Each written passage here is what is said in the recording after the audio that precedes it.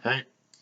So basically, I got asked ages and ages ago by a couple of friends of mine to post a video, to do a video of my Premier League, my football score predictions for the weekend and post it on YouTube. I got asked to do this ages and ages ago, quite a few months ago, and the idea popped in my head now, and I thought I'd randomly do it. So I'm going to get right to it. And the first game tomorrow. And yeah, I've got an American football top on, and I'm predicting Premier League games. I like American football as well. Okay, so get right to it. The first game of the weekend, the early kickoff on Saturday. Norwich against Sunderland. This is a really big game for both teams. It's a huge game down the bottom of the table. Potentially have huge repercussions for both teams.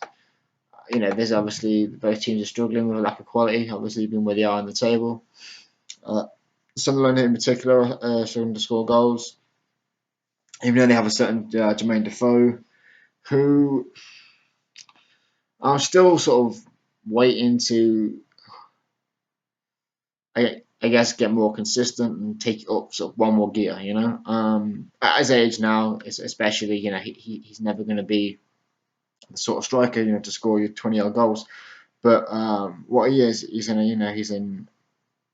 out and out natural goal scorer, and if he can knock in 1 or 2 goals, and be slightly more consistent for Sunderland between now and the end of the season, then who knows? Southampton Sunderland, sorry, could indeed stay up.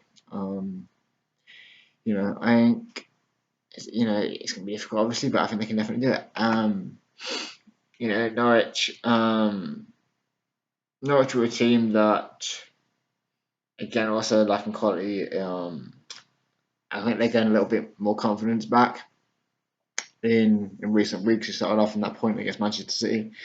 I think you can see that all of a sudden the confidence and the belief come back in the team. A win for Norwich would put Sunderland in really big trouble. Obviously, I think the priority there for the Canaries will be to avoid defeat, and obviously they're at home as well. Though, even though they're at home, I think the main priority will be to avoid defeat. So I'm going to go for a 1-1 draw. I'm going to go for Norwich 1, Sunderland 1. Okay, so on to the 3 o'clock games on the Saturday. One of the first set of the 3 o'clock games. Everton against Southampton. Southampton easily dispatched Newcastle last week. This is a big week for Everton, and certainly the manager Roberto Martinez. They've got the Merseyside derby, I believe, on Wednesday, and then the FA Cup semi-final next week. A lot of criticism for Roberto Martinez this season. In my opinion, it's completely warranted and valid. Everton should not be where they are in the table with the players they've got. As simple as that. I think Everton struggle with a lack of strength in depth. Lukaku goes missing, the goals will dry up. Baines, Jagielka get injured. There's a problem in defence. There's obviously a lack of strength in depth, but you can see that about a few teams in the Premier League. But it doesn't change the fact that Everton should not be where they are in the table. They've excuse me. No, they haven't been in the Europa League this season, so they can't hide behind that excuse. Um, you know, but a really big week for them. I think, with I said with the derby, Merseyside derby Wednesday, I believe, and they've got something fun next Saturday. He'll have some decisions to make there in terms of what players to pick, etc. I do worry next season for Everton. Obviously, this is talk of investment coming in, their owners coming in, and even talk of Jose Mourinho going there, which would certainly be interesting to say the least. That makes sense if there's big investment there. We've all seen what that can do to Manchester City. But I would be surprised if Lukaku is in an Everton shirt come the start of the Premier League season in August. He's a player that probably wants or probably deserves to be playing in the Champions League. That's just a fact. And Everton obviously haven't got hope of getting there this season. And yeah, for that matter, I'd be surprised. I kind of see him a good fit for PSG personally, especially with Ibrahimovic leaving.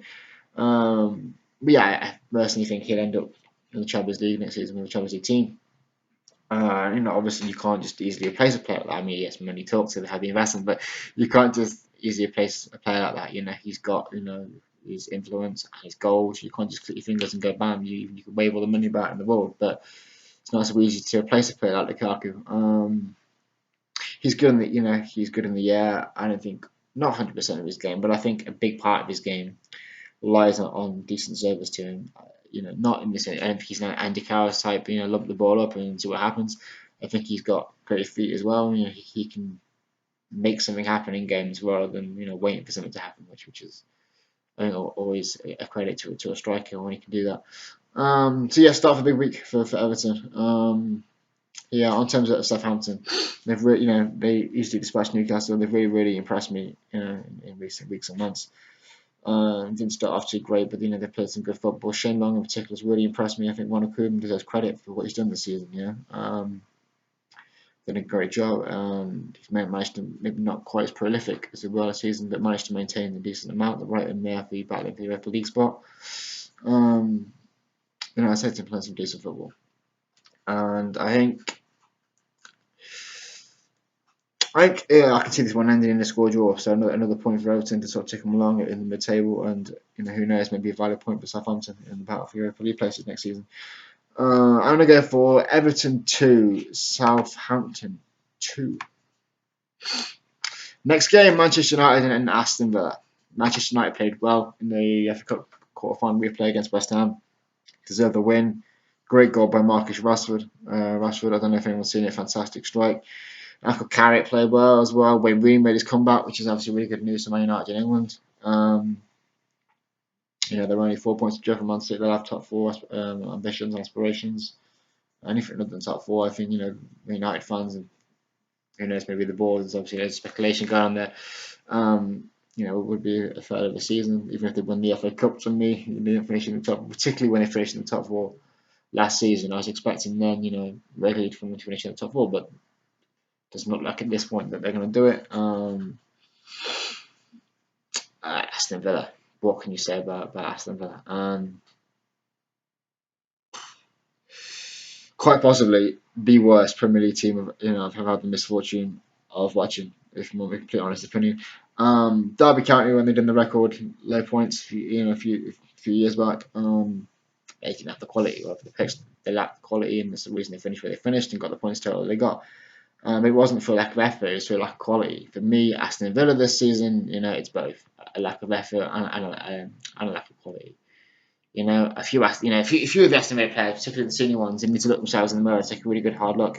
Because to me, as a professional footballer, you should give your 100%, every second of every game. And I think most of them Aston Villa players can't really look at themselves in the mirror and say that they've done that this season. They have to be careful they don't turn into a Wigan and get relegated again, because there's some serious problems that for me at that football club they need to get sorted. So one of them now. And yeah, I think Saturday will be a routine win for Manchester United. To be honest, I'm going to go for Manchester United 4, Aston Villa 0. Next game, Newcastle against Swansea. I think Newcastle's performance against Southampton was pretty shambolic, to be fair. In a sense, it was like they're waving out the red flags. It was not the sort of performance you expect from a team that's fighting to stay in the Premier League. Benitez comes out and says we've got 4 home games left of the season. True, but at the same time, that's the problem. They've only won 4 out of their 15 Premier League home games this season. Precisely, pretty why they are where they are. So Newcastle are a funny team. I mean, they're a great team. They spent, you can't. Fans have their opinion on Mike Ashley, but he has spent the money this year. He has spent the money this year, and on paper, I thought this means nothing, but in football, on paper, I think they've got enough to survive. It's whether Rafa Benitez can get the rest out of the players between now and the end of the season, in time to stay in the Premier League. It's a funny one. I still not moving on. Particularly, I think he could go down the wire with Newcastle. Swansea played well against Chelsea last week. Probably deserved the 3 points. Chelsea were missing a lot of players and were poor. But Swansea probably just about deserved the 3 points, particularly in the first half. Second half, Chelsea had a couple of chances, but like I said, overall Swansea deserved the 3 points. That Swansea safe now to me, not mathematically, but yeah, Swansea safe. I can come out and say that now. And I think they'll relax a little bit. They could relax a little bit now, take their foot off the gas even. And I think they could play into Newcastle's hands. You know, this is a huge, but they're all huge games for Newcastle now. But this is a huge game for Newcastle. Swansea pretty much safe, could take their foot off the gas. So I'm going to go for Newcastle 2, Swansea 1. 3 points for Newcastle. That would be if that was the result. Next game, West Brom against Watford. Next week's FA Cup semi-final against Palace is massive for Watford. You know, as a Wembley final will be huge. Tony Mowbray side are always solid, compact, hard to play against. They played pretty well against Manchester City last week. To be fair, at times of the game, in times of that game, they played pretty well. As I said, Watford, massive game for them in the semi-final. FA Cup semi-final next week. Maybe one or two of their players will have half a mind on that. They're pretty safe in their lead position now. West Brom are at home as well. So I'm going to go for West Brom 2, Watford 1. Okay, the next game, the Saturday night game, probably the standout game of the weekend. Chelsea against Manchester City. Gus Hiddings' unbeaten record in the league come to an end last week. I think Chelsea were poor against Swansea. Yes, they're missing a lot of players. A lot of young players in there.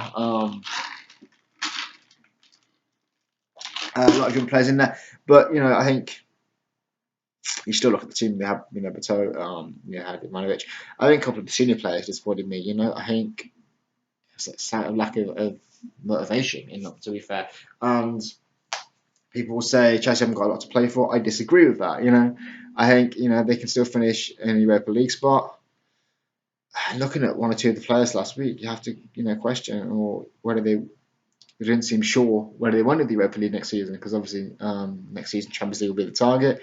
You have to wonder, you know, whether the owners not entirely sure whether he wants Europa League, because obviously, you know, playing Thursday Sunday, they'll have to have a much bigger squad than they've got now, that's for sure.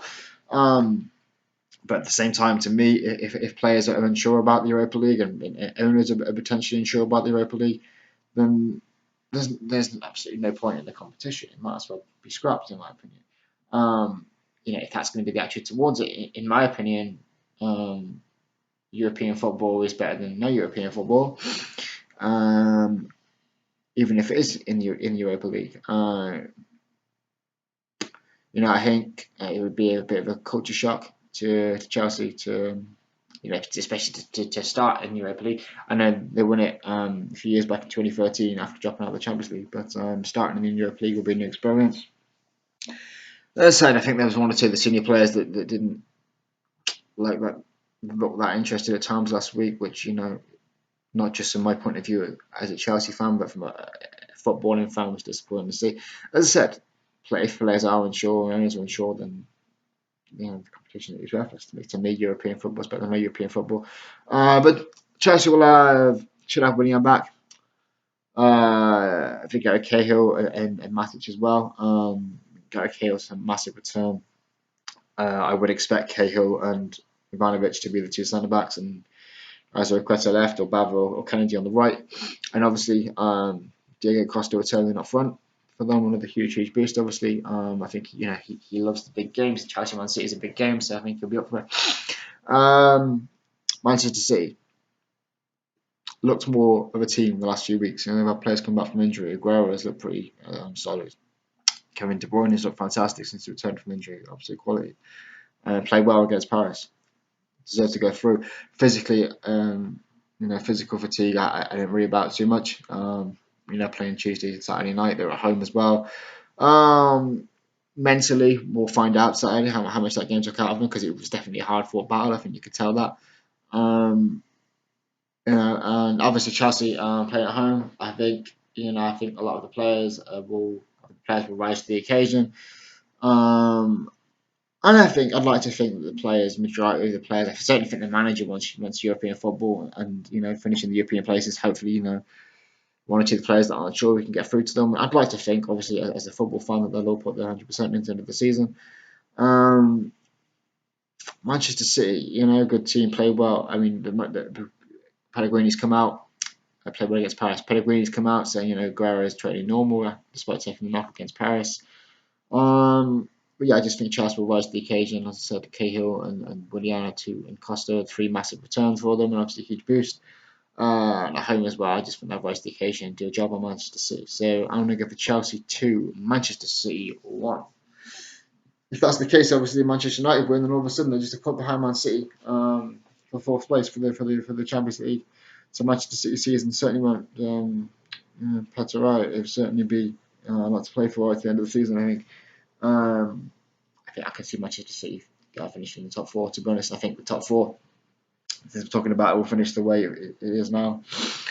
Chelsea, in my heart, I don't want to say fifth. In my heart, I don't want to say fourth, but or even not that fifth. But in my head, I think if they can win tomorrow, win a few of the remaining games, also play Tottenham, but again that's at home. Then I think sixth place is a possibility. Seventh, sixth, seventh, and seventh might be enough for Euro, depending on the FA Cup winner. So yeah, I'm gonna go with Chelsea 2, Manchester City 1. Next game, the first game on Sunday, Bournemouth against Liverpool. I fancy the Cherries to get something from this game. They're a good football inside. They're at home. Liverpool playing for one playing Thursday and Sunday in general, but they were at home. But not so much physically. It's more mentally. That game would have took 2-0 down, 3-1 down, come back to win it 4-3 to qualify against the biggest team in the competition. You get a stoppage time goal to win it. It's going to take a lot out of you mentally as a player. I think we will see that on Sunday, to be fair. But I think Liverpool just about do enough to get a result. So I'm going to go for Bournemouth 1, Liverpool 1. Next game, big game for both teams. Leicester against West Ham. West Ham's top 4 aspirations have been faltering a little bit in recent weeks.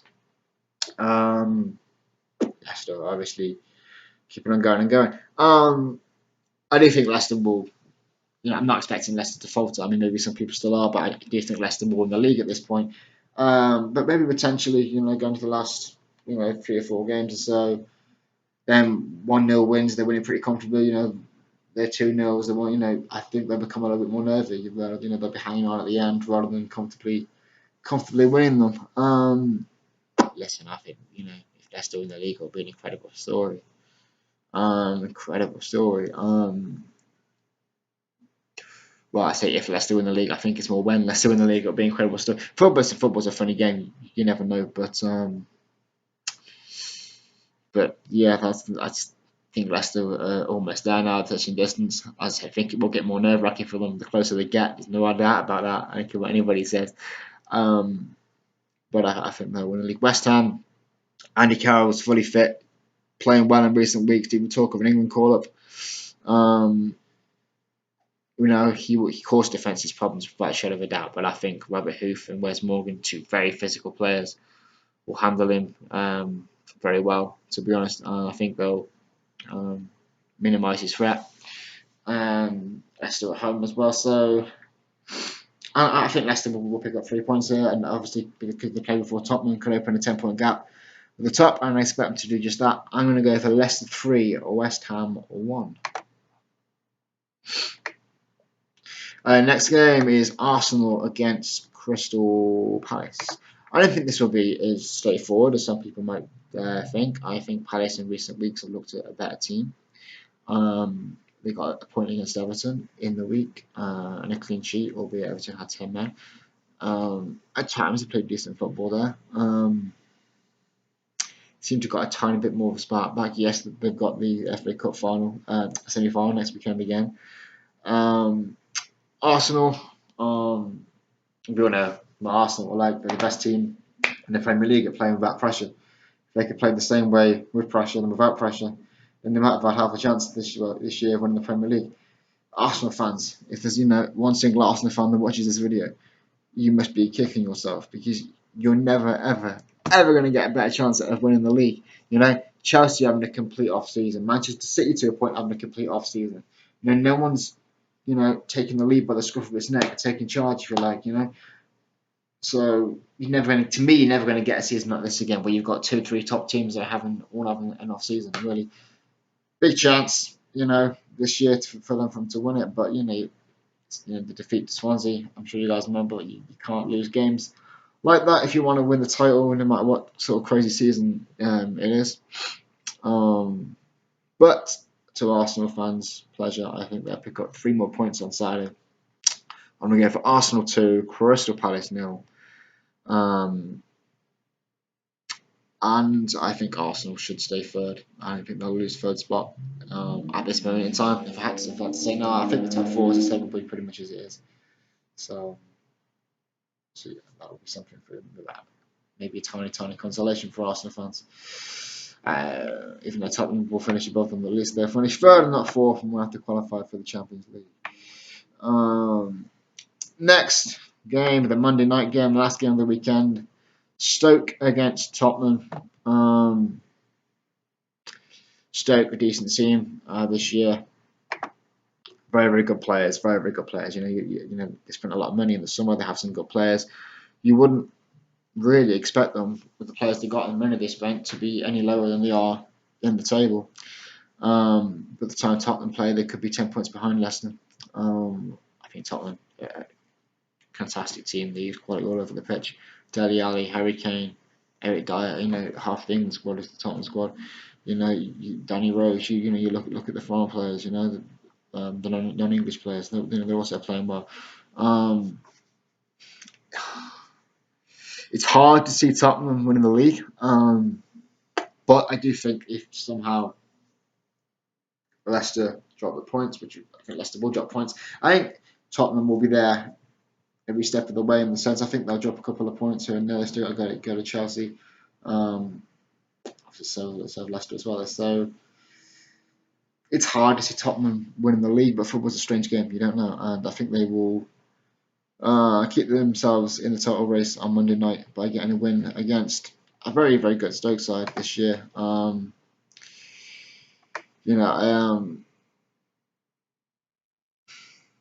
Mark Hughes won't let things fizzle out. You can guarantee that he's not that sort of manager, and they're still right in there battling for the Europa League spot. So, and they're at home, so it won't be an easy game. But I just fancy Tottenham's quality to come through. I think they'll win it. I'm going to give a Stoke 0, Tottenham 2. I think it'll be big 3 points to Tottenham, keep themselves in it. I think Stoke will be there, in the battle for Europa League, regardless of that result. I think the top 4 will be what it will be now. As I said, Leicester, Tottenham, Manchester City, Arsenal, Manchester City, and then you've got the likes of, it's anybody's. West Ham, Tottenham, Southampton, Stoke, Liverpool, Chelsea, all batting it out for Europa League spot. So that'd be interesting to see how that ends up. But that's how I really see the season going. Then teams buying it out for Europa League. I think Manchester City, going into the last couple of games, I think they'll see off the threat of Manchester United for 4th place. Even though, if my predictions are correct, Manchester United will only be a point behind after this weekend's games. But yeah, that's how I see the season going. And that's my Premier League predictions for this weekend. If anybody's watching this, thank you for watching and have a good weekend. Take it easy.